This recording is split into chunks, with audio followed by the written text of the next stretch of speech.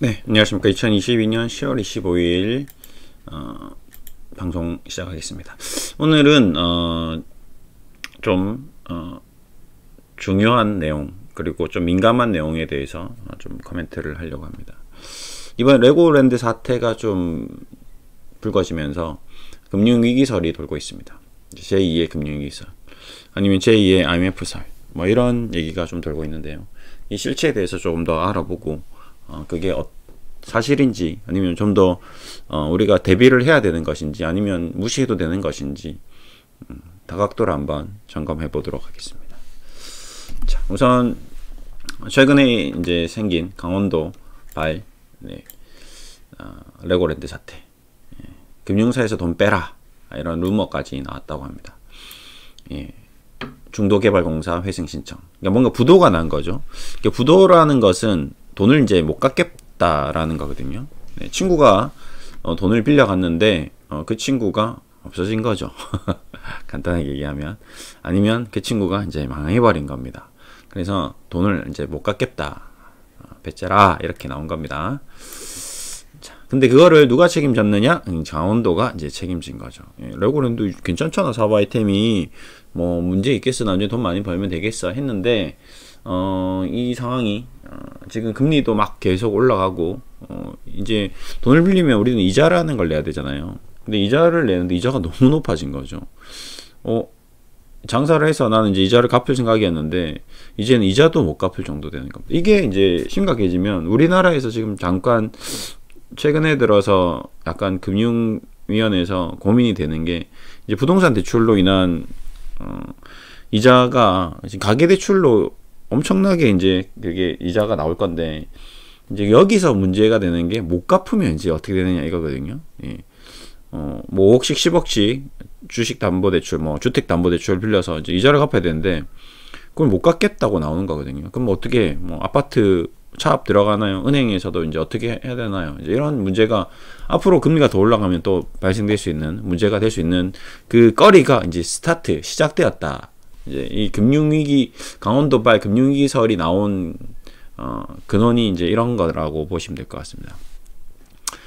회사가 서둘러 유동성 확보에 나섰다. 이제 뭔가 이게 돈이 안 도니까 예를 들어서 기업이 뭔가 이제 망해가는 조짐이 보이면 그 조짐의 가장 첫 번째 신호가 그 관련된 재무 직원들이 퇴직금을 받고 그만두는 게 나오면 이 회사는 좀 조심해야 되겠다라고 생각해야 되는 이유가 걔는 그래도 퇴직금을 챙겨가서 나가겠다는 거거든요.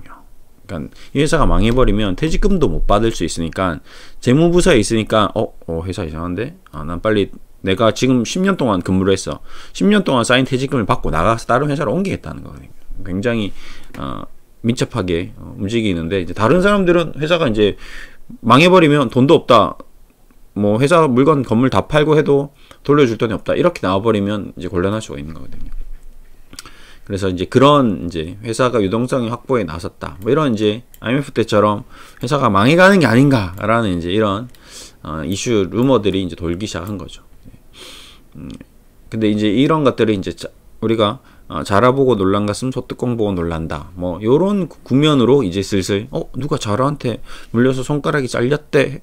그 얘기를 듣고 꿈에서 이제 자라가 막 나오는 거죠. 그리고 아침에 밥을 지으러 딱 갔는데 소뚜껑 딱 보는 순간 자라인 줄 알고 깜짝 놀라는 이런 지금 경색되는 흐름이다. 이게 지금 현재 시점의 어떤 상황이다라고 보시면 될 것 같습니다. 자, 이제 채권 시장은 전반으로 이제 확산되었다라고 이렇게 표현하고 있습니다. 국채에 준하는 지방채와 공사채가 위기라면 다른 회사사는 말할 것도 없다 이런 거죠. 근데 이거는 좀 말이 안 되는 게 단순히 그냥 지방채 공사채가 문제가 있으니까 회사채도 이렇게 얘기하는 건 아닌 것 같고요. 좀 더 디테일하게 얘기하면 어떤 지방채 공사채냐 그냥 어떤 회사채냐에 따라서 다르거든요.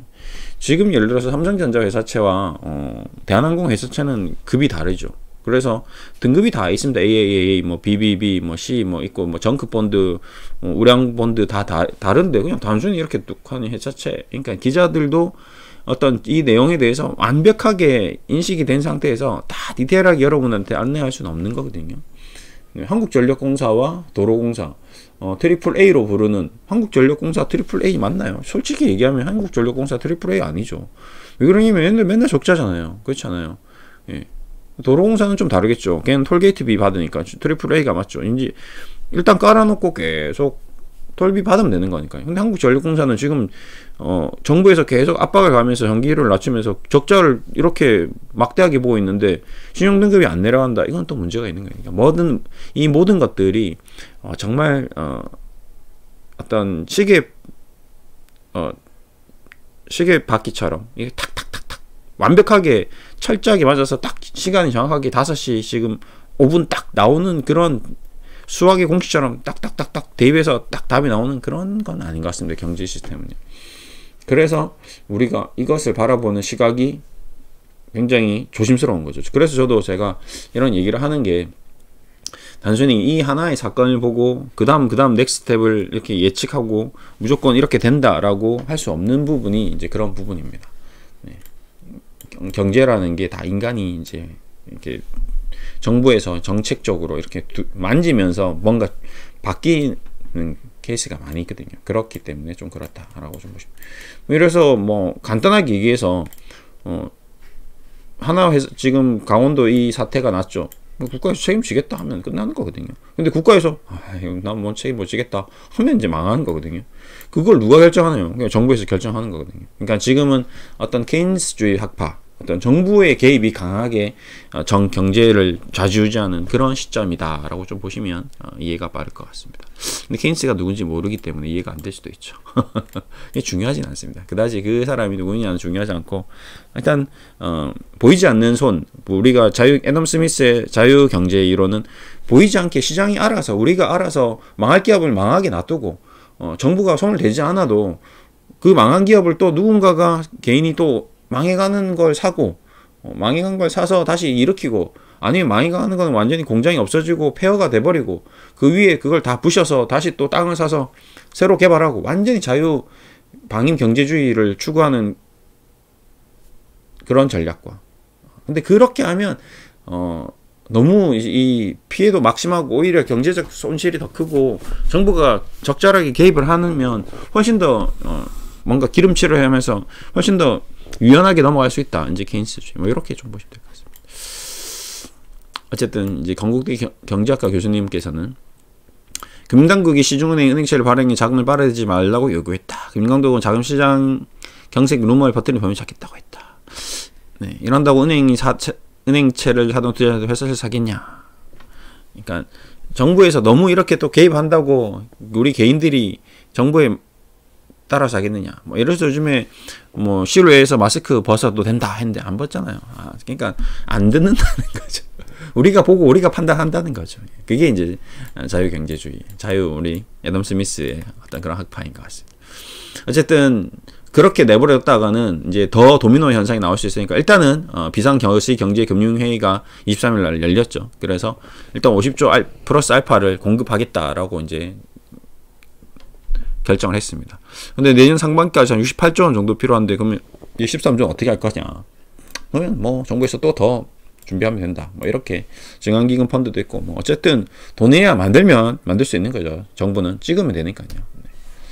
그러니까 요런 상태다. 지금 이런 상황인데 제가 이제 봤을 때는 어떤 이런 이제 출발 신호가 이제 나왔다. 우리가 이제 경기가 안 좋다라는 건 제가 계속 얘기 드렸습니다. 뭐 경기 선행지표 주식시장이 이미 주식시장이 지금 30-40% 망가졌다는 거는 앞으로 경기는 이제 더 나빠질 거고 주식시장이 제가 올 연말까지는 더 나빠질 수 있는 이유가 경기가 더 나빠지면서 3분기 실적, 4분기 실적까지 망가지면 추가적으로 좀 조정을 보일 수 있는데 그때 경기는 완전히 최정점을 달릴 수 있다라고 얘기 드렸습니다. 그냥 경기는 주식시장보다 좀 더 늦게 동행지수로 지금 움직이는 거 있거든요. 실시간으로 우리가 경기 나쁜 걸 이제 체감하고 있는데 주식시장은 이미 6개월 전에 이렇게 될 걸 다 예상하고 지금 주가가 다 빠진 상태고 그래서 지금 빠져 있는데 앞으로 6개월 뒤에는 이제 경기가 회복되면 주가는 올라가겠죠. 이제 그런 개념으로 보시면 됩니다. 그러니까 우리가 주식을 보면서 코스피 지수가 우리 앞으로의 경기를 예측할 수 있는 거죠.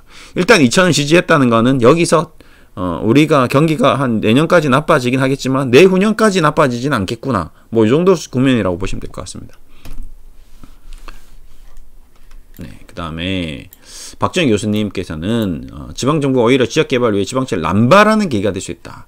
중앙정부가 나서는 거는 강원도를 기다려야 될 수도 있다. 그러니까 중앙정부가 이렇게 가는 거는 별로 좋지 않겠다. 뭐 이런 얘기를 한 것 같습니다. 자꾸 이제 이러면 여기서 친구가 이제 망한 거죠. 근데 이제 그 친구가 망해서 또 그 옆에 있는 친구가 또 도와주고 계속 도와주다 보면 그 친구는 자립심이 이제 떨어질 수 있는 거죠. 망해도 친구들이 도와주네. 돈 안 받네. 계속 그 사업에 대해서 뭐 그냥 친구들하고 술 먹고 맨날 놀면서 망해가는데 그거를 내버려 둔 거죠. 분명히 본질적으로 문제는 얘가 맨날 놀고 먹고 하면서 장사를 똑바로 안 해서 그 사업을 말아먹은 건데, 본질적인 게 치유가 안 된 상태에서 돈만 계속 빌려준다고 해결되는 건 아니거든요. 밑 빠진 독일 수가 있는 거거든요. 네, 뭐 우리도 마찬가지, 개인 부채도 마찬가지고, 회사 부채도 마찬가지고, 지방 부채도 마찬가지고, 예를 들어서 대우조선 사태도 마찬가지죠. 저거 완전히 뭐 맨날 빚더미 앉아 있는데 정부에서 돈 계속 때려 부어 놓고는 하나가 띡 가져가는 이런 미친 사태가 일어나면 안 된다는 거죠.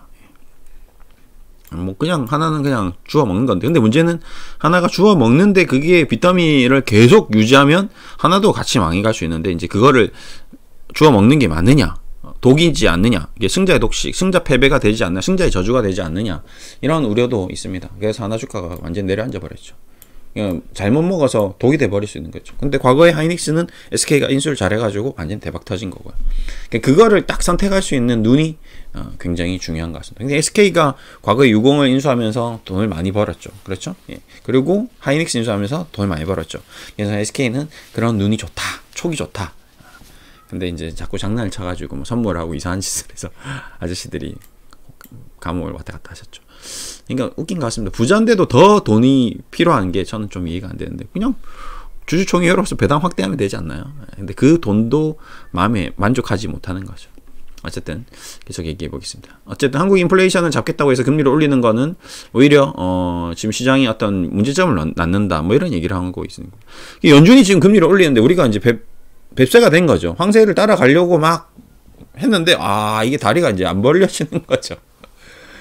미국은 경기가 좋으면서 금리를 올리고 있는데 우리는 경기가 나빠지면서 금리를 올려버리니까, 우리나라의 가장 문제점은 이제 가계대출과 부동산 대출, 그 다음에 기업 대출인데, 장사가 잘 되고 회사들이 막 성장하고 있고 이런 상황에서 물가가 상승하는 과정에서 금리를 올려도 기업은 버티는 거죠. 힘이 남아, 체력이 있으니까요. 근데 지금 현재 우리나라의 경제 상황이라든지 어떤 부동산 시장의 흐름이라든지 가계대출의 어떤 규모라든지 이런 것들이 지금 미국하고 똑같이 해서는 안 되는 거거든요. 분명히 우리나라의 경제 상황은 우리나라에 맞게끔 펼쳐야 되는데, 미국과 우리 환 문제, 어떤 원달러 환율 문제, 뭐 이런 여러 가지 대내외 경제 변수 때문에 그냥 무조건 어쩔 수 없이 올린다, 이건 또 문제가 될 수 있습니다. 예.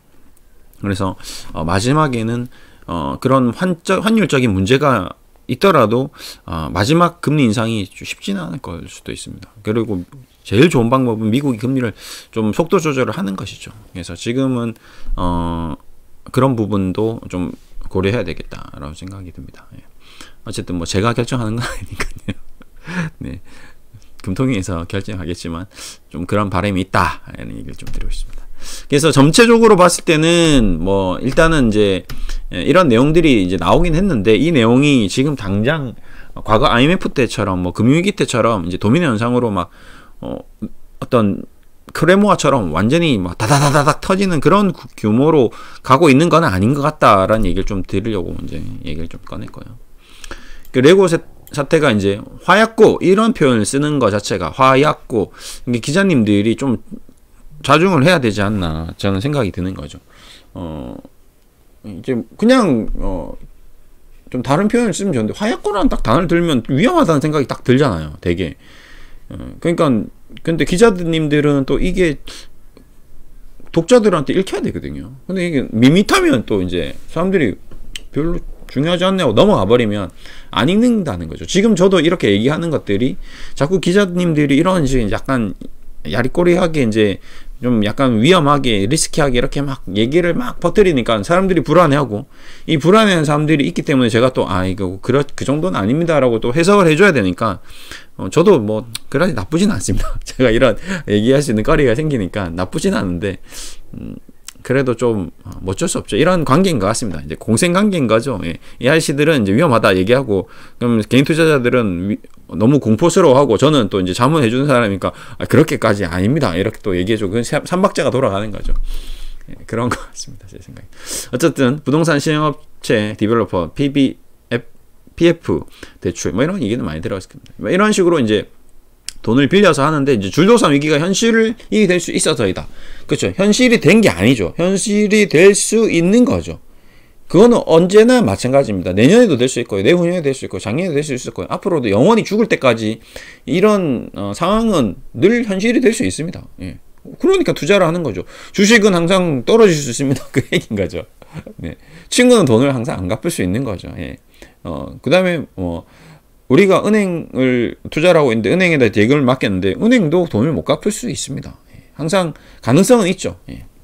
근데 그 가능성이 이제 조금씩 늘어나고 있으니까 기자님들이 이제 좀 늘어나고 있습니다라고 이제 여러분들에게 얘기한 거고, 저도 이제 여러분들한테 늘어나고는 있으나 진짜 심각하게 지금 늘어나고 있는 건 아니니까 일단은 점검을 하자 차원입니다. 네. 그래도 완전히 모르다고 뒤통수 맞아버리면 안 되니까요. 그렇죠. 이 PF 대출이 뭐 우리가 기준금리가 0%일 때도 5% 이자를 챙겼고 지금도 뭐 엄청나게 돈을 벌고 있고, 그런데 이제 이 구조가 이 먹거리가 없어질 수도 있다. 이제 부동산이 이제 사업이 계속 돼야 되는데 이렇게 금리가 올라가 버리면 우리가 이제 부동산에 대한 어떤 메리트가 완전히 상실되는 거죠. 내가 예를 들어서 아파트를 지금 샀는데 아파트 값이 떨어지고 있어요. 10억 주고 샀는데 10억이 어디 있습니까? 세상에 없죠. 한 5억도 없는데 막 2억 해가지고 8억 대출 받았는데 야 8억에 지금 금리 3%로 해서 대출 받았는데 변동금리인 거죠. 지금 8%까지 올라간 거죠. 8억에 8%면 1년에 내가 이자를 얼마 내야 되는 거죠? 예. 그러니까 나는 이제 더 이상 살고 싶은 생각이 안 드는 거죠. 근데 문제는 그 10억짜리 아파트가 샀는데 지금 8억인 거죠. 그럼 어떻게 되는 거죠? 내 돈 2억이 없어진 거죠. 근데 문제는 그게 이제 여기서 이제 여기까지가 지금 현재 국면인 것 같고요. 7억이 되네? 6억이 되는데 5억이 되면 이제 리먼 사태 나오는 거죠. 예. 우리나라 은행들도 이제 골 때려지는 거고요.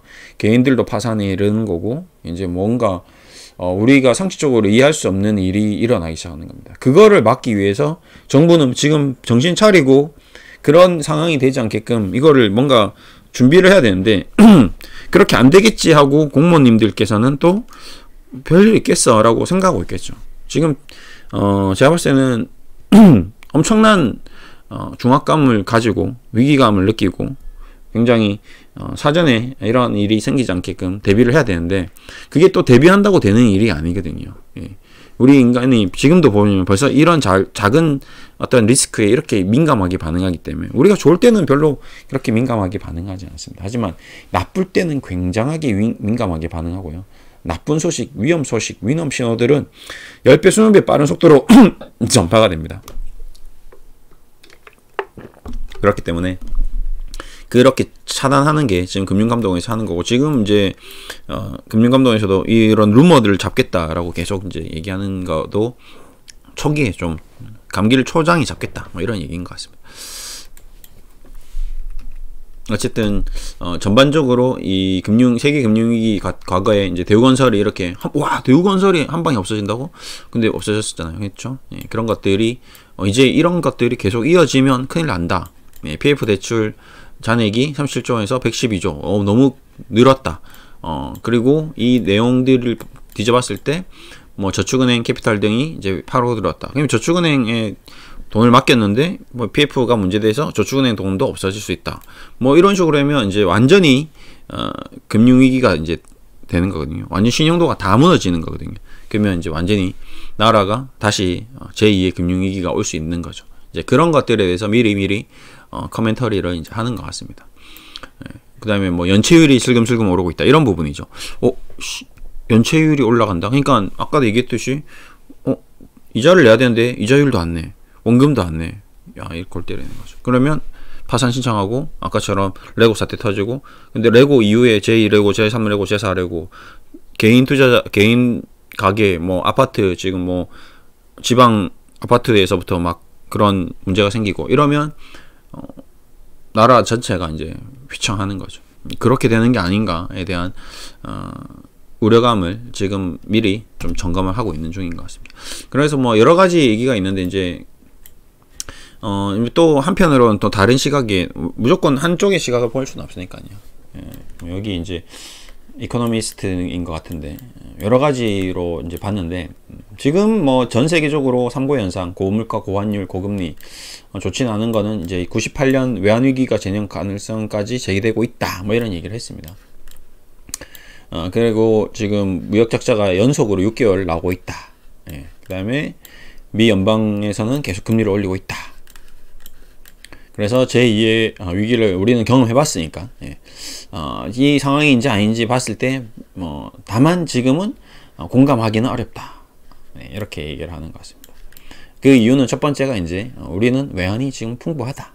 외환 위기까지는 가지 않겠다. 세계 지금 8위 정도 규모다.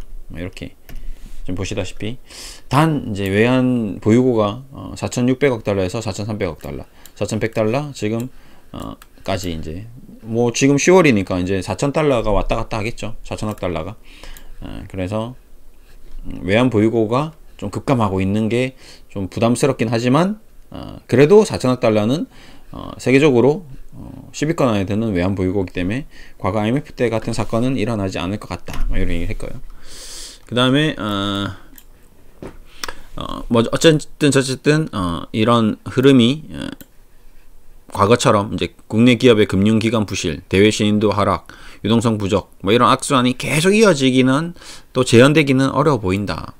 그래서 자신이 뭐 이코노미스트, 뭐 칼럼니스트는 뭐 오히려 지금은 현재 위기적 상황을 직시하되, 그러니까 직시하되 자기 실현적 비관론 때문에 진짜 위기에 빠지는 우리를 범하지 않아야 된다. 그러니까 제가 아까 얘기 드린 것처럼 지금 위기 상황이 시작되고 있는데 너무 이제 비관론적으로 우리나라 이제 망하는 거야. 우리나라 이제 제2 IMF 왔어. 우리는 끝났어. 이제 끝났어 이제. 하루 종일 고민하고 막 어떻게 살아야 될지 몰라 하고 막 아무것도 못하고 사람들한테 계속 안 좋은 얘기 막 하고 계속 비관적인 얘기를 하면서 그렇게 스트레스를 받으면서 진짜 본인의 건강이 나빠지는 위기에 빠지는 우리를 범해야 된다. 범하지 말아야 한다. 이런 걸 한 것 같습니다. 저도 이제 이런 얘기를 좀 드리고 싶은 바이고요. 자, 그래서 이제 금융감독원은 이제 제가 얘기했던 이런 신용에 대한 어떤 이 분위기를 초장에 잡아야 될 것 같습니다.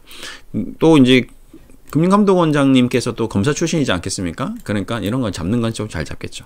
그냥 빨리 초장에 확 잡아버리자.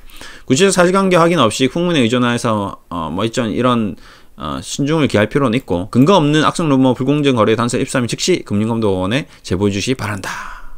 그리고 빨리 수사를 하겠다. 그러니까 이 뭐 수사 쪽으로는 뭐 전문가들이시니까요. 그렇게 하고 전체적으로 시장에서 나오는 얘기들은 전반적으로 계속 이렇게 회사채도 안 팔린다 이런 얘기를 이제 기사들은 계속 나오고 있습니다. 그래야지 사람들이 클릭해서 보니까요. 제목을 되게 험상궂게 다 적어놨죠, 맞죠? 전부 금융위기 안 좋다, 폭락 이렇게 그러니까 어그로가 좀 강해지고 있는 거. 위기설 크레딧 스위스 매각 이런 얘기 계속 나오고 있고요. 어쨌든 전체적으로 이렇게 쭉 둘러봤을 때는 지금 이제 안 좋은 거는 기정사실인 것 같고요. 여기서 이제 더 나빠지느냐 안 나빠지느냐 신호를 체크해야 될 것 같고요. 냉정하게 더 나빠지는 뭔가 신호들이 계속 나오면 힘들어질 것 같습니다. 이런 것들이 결국 우리나라 주식시장의 발목을 지금 잡고 있구나 라는 생각이 듭니다. 우리나라 주식시장이 미증시 대비해서 계속 지금 안 움직이고 있는 게 단순히 우리나라 주식시장이 어떤 기업들의 펀더멘탈이라는 문제보다는 심리적인 어떤 요소가 계속 부정적으로 작용하고 있다라고 좀 보고 있습니다. 그리고 마지막으로 이제 좀 이런 얘기를 좀 드리고 싶습니다. 그냥 지금 강원도에 어떤 이제 이슈가 좀 나왔는데 평창 올림픽 때부터 문제가 좀 많았었죠. 지금 흰 코끼리라는 이제 얘기를 좀 해드릴까 하는데요. 태국의 왕들이 이제 이 흰 코끼리를 되게 신성시해서 신하들한테 이걸 이제 선물로 줬답니다. 근데 문제는 이 흰 코끼리를 줬는데 이게 죽었다 이러면 왕권에 도전하는 거기 때문에 반역자가 될 수 있기 때문에 죽일 수도 없고 정성스럽게 키웠는데 문제는 코끼리가 밥을 엄청 먹죠. 그러니까 이 애를 키우기 위해서 집안이 거덜나는 그런 사태가 일어나는 거죠. 그러니까 이제 왕들이 흰 코끼리를 주는 이유는 너 죽어라 하고 주는 거다.